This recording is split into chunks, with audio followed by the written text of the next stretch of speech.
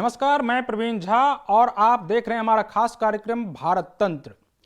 इस कार्यक्रम में हम बात करेंगे कि हर क्षेत्र में भारत को कैसे मजबूत किया जाए। इस कार्यक्रम की शुरुआत आज हम कर रहे हैं और कल 26 जनवरी है। ऐसे में इस कार्यक्रम में हमारा जो पहला टॉपिक है वो सुरक्षा है, क्योंकि 26 जनवरी भी है, तो ऐसे में सुरक्षा हमारे लिए पहली प्राथमिकता है। और कैसे हम खुद को सुरक्षित रखें और देश को भी सुरक्षित करें, इसी पर बात करने के लिए इस वक्त हमारे साथ जुड़ रहे हैं बेहद खास मेहमान। राजनीतिक चिंतक हैं, राइटर हैं और राष्ट्रीय सुरक्षा को लेकर बहुत बेहतर काम कर रहे हैं। सर, आपका बहुत बहुत स्वागत है। धन्यवाद।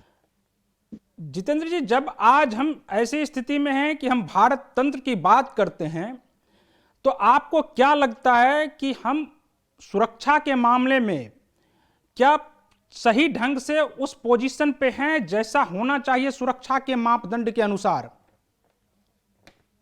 देखिए, सुरक्षा और खास करके राष्ट्र की सुरक्षा बहुत व्यापक विषय है। आप जब सशक्त होंगे और सशक्त के साथ सचेत होंगे और सचेत के साथ जो है अपनी क्षमताओं को बढ़ाएंगे, तभी एक राष्ट्र के रूप में आप सुरक्षित रहेंगे। और राष्ट्र की सुरक्षा का मकसद क्या है? कि राष्ट्र इतना सुरक्षित हो, इतना मजबूत हो कि उसके नागरिक एक अच्छा जीवन जी सके। राष्ट्रीय सुरक्षा का मतलब हरगिज नहीं होता है कि राजा की सुरक्षा और सिर्फ राजा के या कुछ विशेष लोगों की सुरक्षा। और राजा या विशेष लोग भी कभी सुरक्षित नहीं रह सकते जब उनके देश की जनता सशक्त न हो, जब उनके देश की जनता का, मैं कहूं कि स्किल लेवल या उनका कैरेक्टर या उनका नॉलेज या quality of population, quality of human resource जब तक मजबूत नहीं हो, तब तक राजा भी सुरक्षित नहीं रह सकते। और इसके साथ साथ आपके पूरे गवर्नेंस की जो इंस्टीट्यूशंस है, जो व्यवस्थाएं हैं, उनको भी मजबूत होने की जरूरत है। तो ये बहुत व्यापक मुद्दा है। आपने सवाल पूछा कि हम हैं कि नहीं, हम इससे बहुत आगे जा सकते हैं। देखिए, न तो बहुत निराश होने की जरूरत है, न बहुत आशावादी होने की जरूरत है। बहुत सी जगह हमारी उपलब्धियां हैं, लेकिन हमारी कमियां भी बहुत ज्यादा है। तो मैं समझता हूं कि जो हमारी क्षमता है, क्षमता के हिसाब से हम बहुत पीछे हैं।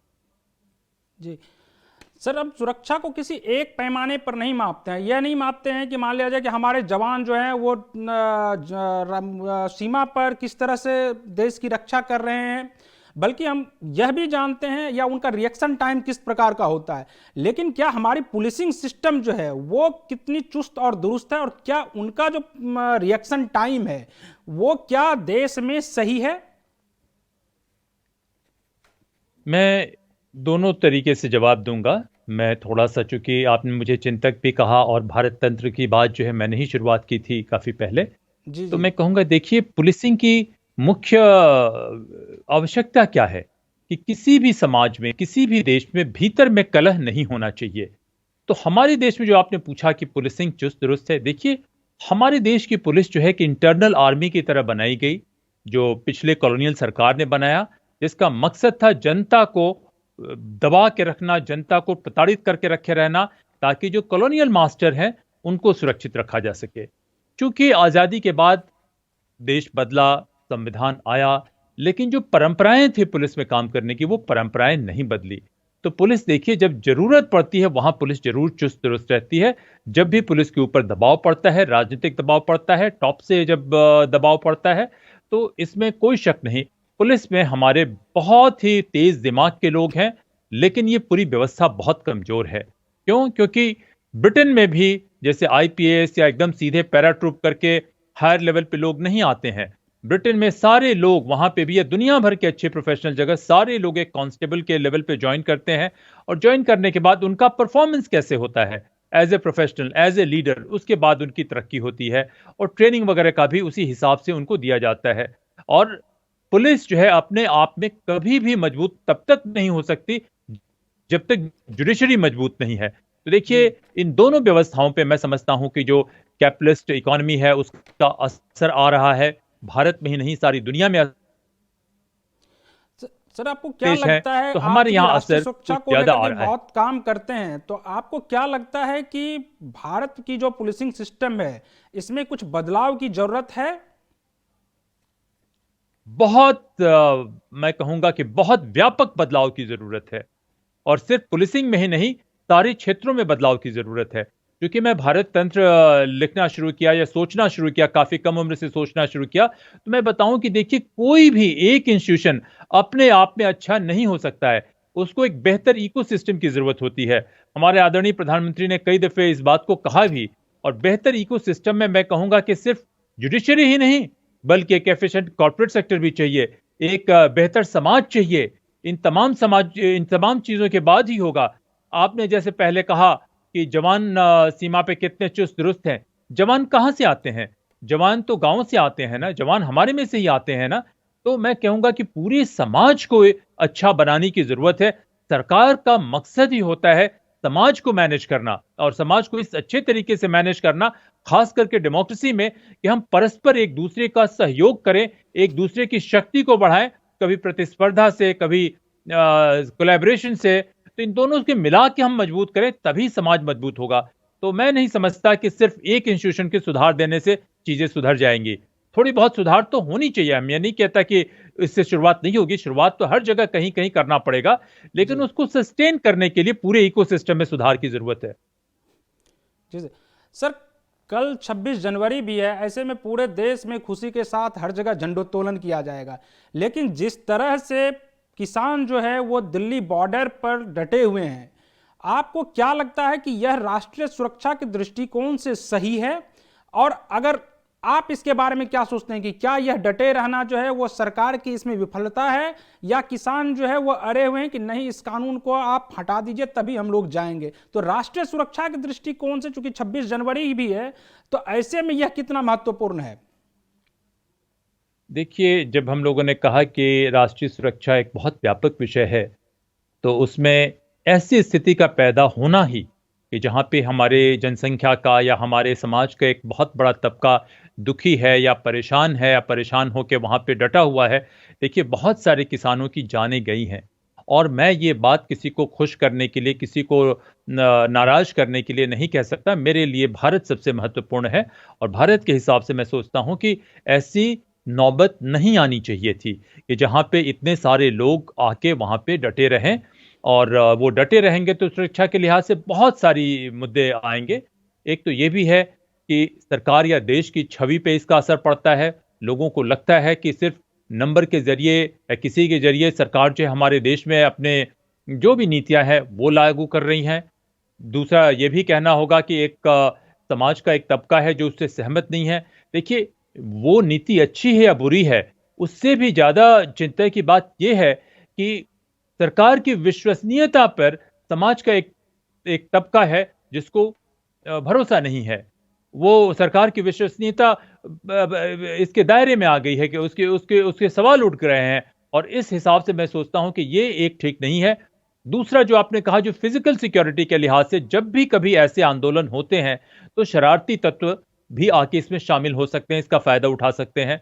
एक और बात जो राष्ट्रीय सुरक्षा के हिसाब से मैं कहना चाहूंगा कि हमारी इस रीजन की जियोपॉलिटिक्स है, या हमारी जो ये क्षेत्र है, इसमें दो बड़े होस्टाइल ताकत, न्यूक्लियर आर्म ताकत हैं, और ये दोनों ताकत जो है भारत में किसी भी दिक्कत पे आने पे वो उसका फायदा उठाने की कोशिश करते हैं।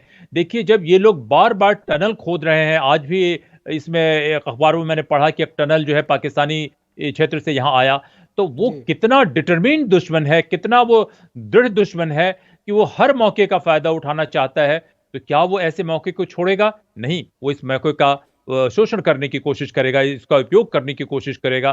तो मैं सोचता हूं कि पूरे राष्ट्रीय सुरक्षा के पे हमारा जो दृष्टिकोण है ब्रिटेन के जरिए नहीं चल सकते हैं। हम एक अलग देश हैं, हमारी स्थिति अलग है, तो हमें इन्हीं को लेकर चलने की जरूरत है। तो मैं समझता हूं कि काफी हमारे सोच में बदलाव की जरूरत है, और मैं उम्मीद करता हूं कि आपके इस कार्यक्रम के जरिए, आपके मंच के जरिए जो भी जानकारी है पब्लिक डोमेन में, हम उस जानकारी को बढ़ाने में अपना योगदान दे सकें।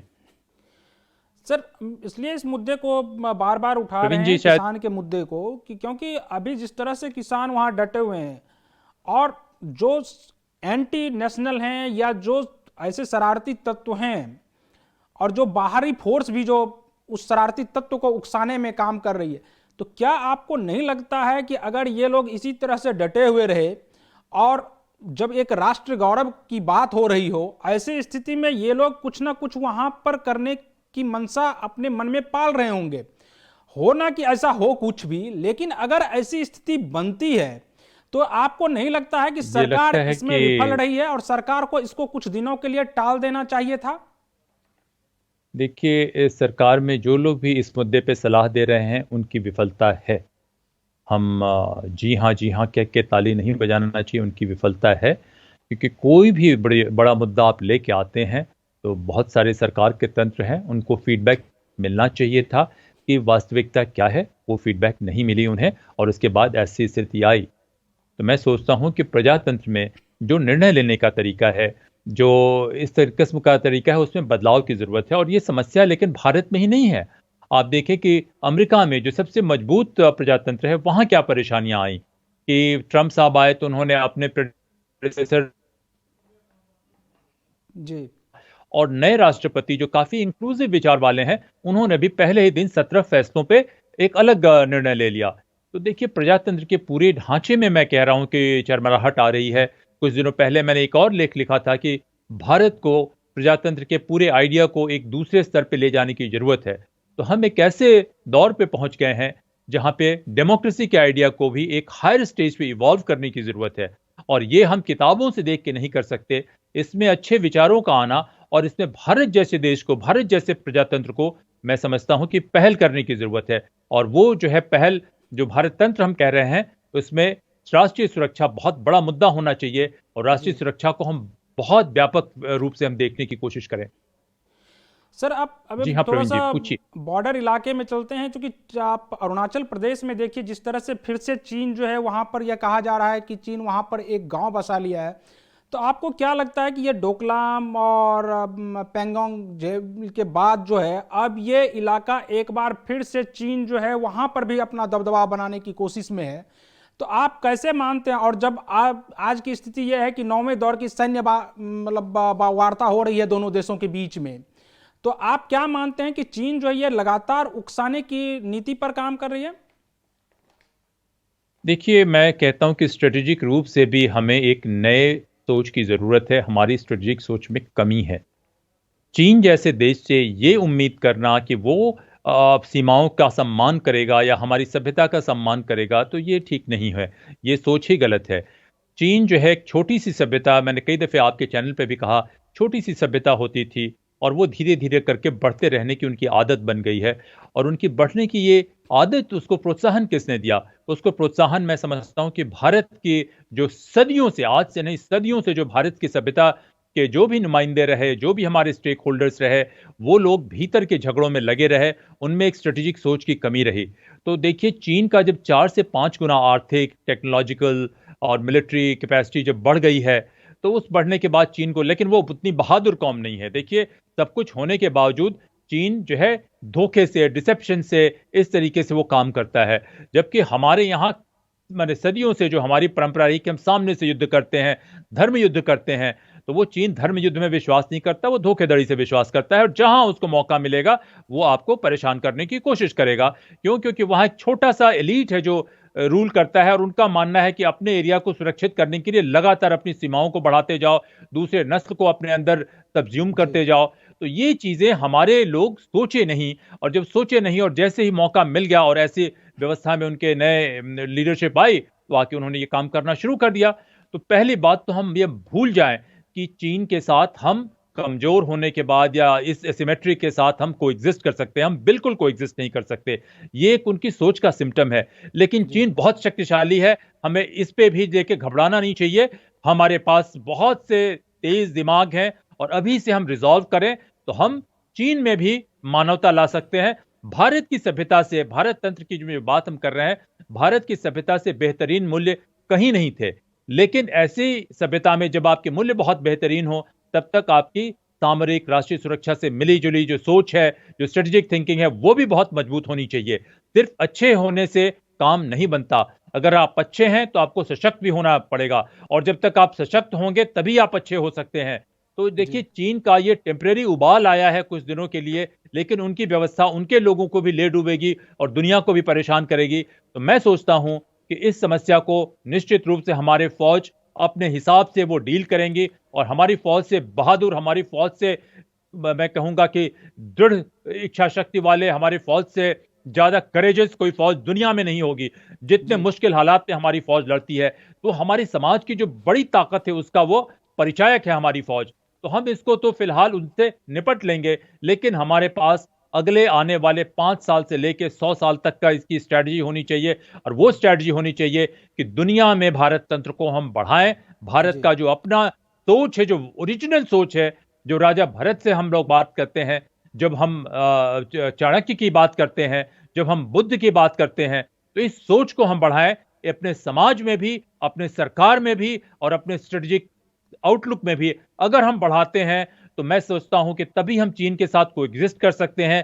चीन में भी लोग हमें पसंद करेंगे और हम सिर्फ बातें नहीं करेंगे। ये बातें सिर्फ टेलीविजन चैनल पे कहने के लिए नहीं होनी चाहिए। ये बातें हर एक हिंदुस्तानी की रोजमर्रा की जिंदगी में जीने लायक होनी चाहिए, जिसमें कम से कम 70-80-90% हिंदुस्तानी जिए और दुनिया में दूसरे लोग जो देख रहे हैं वो भी इससे प्रेरणा ले, वो भी इससे प्रेरणा लेने के बाद अपनी जिंदगी बेहतर करने की कोशिश करें। तो देखिए, ये जो अरुणाचल में हो रहा है, ये सिम्टम है बड़ी समस्या का।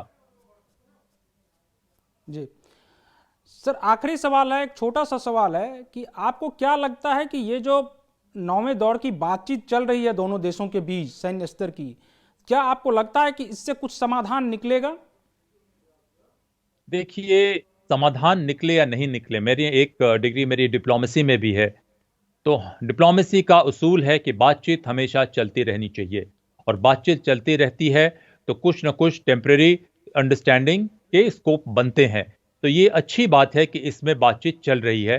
तो समाधान, परमानेंट समाधान के लिए मैंने कहा कि भाई भारत तंत्र को लाइए और भारत को मजबूत बनाइए, और भारत को इतना मजबूत बनाइए कि बाहर की कोई भी देश आपकी तरफ आंख उठाने से पहले 1000 बार सहमे। वो परमानेंट समाधान है। इससे बातचीत की वजह से टैक्टिकल थोड़ा सा उनको हम एस्केप रूट दे सकते हैं, लेकिन ये बातचीत एक मजबूत पोजीशन से होनी चाहिए, एक कमजोर पोजीशन से हरगिज नहीं होनी चाहिए। और हमें भरोसा है कि भारत के जो फौज के प्रतिनिधि हैं वो मजबूत पोजीशन से बात करने की कोशिश कर रहे हैं। तो उस बातचीत को तो चलते रहना चाहिए, लेकिन साथ में जब तक हम उनको और सिग्नल नहीं देते कि अरुणाचल में हो या हिंद महासागर में हो या कहीं पे भी हो, मलक्का स्टेट में हो, हम उनको टेस्ट करने के लिए तैयार हैं, हम उनको चुनौती देने के लिए तैयार हैं, हम उनका नुकसान करने के लिए तैयार हैं। जब तक बातचीत के साथ ये दबाव नहीं बनता, सिर्फ बातचीत से समस्या की समाधान बिल्कुल नहीं हो सकती। जी सर, आपका बहुत बहुत शुक्रिया हमसे जुड़ने के लिए। तो ये हम अपने इस खास कार्यक्रम में आपको अलग अलग दिन अलग अलग मुद्दे पर, जैसे आर्थिक रूप से हम कैसे भारत को मजबूत कर पाएं, सांस्कृतिक रूप से कैसे मजबूत कर पाएं, या फिर बौद्धिक रूप से कैसे मजबूत पर कर पाएं, या राष्ट्रीय सुरक्षा के दृष्टिकोण से हम अपने आप को कैसे मजबूत करें, इस पर हम अलग अलग दिन अलग अलग मुद्दे पर आपके पास विस्तार से चर्चा कर इसी तरह से आपको और जानकारी देते रहेंगे। तब तक आप बने रहिए पंजाब केसरी टीवी के साथ। नमस्कार।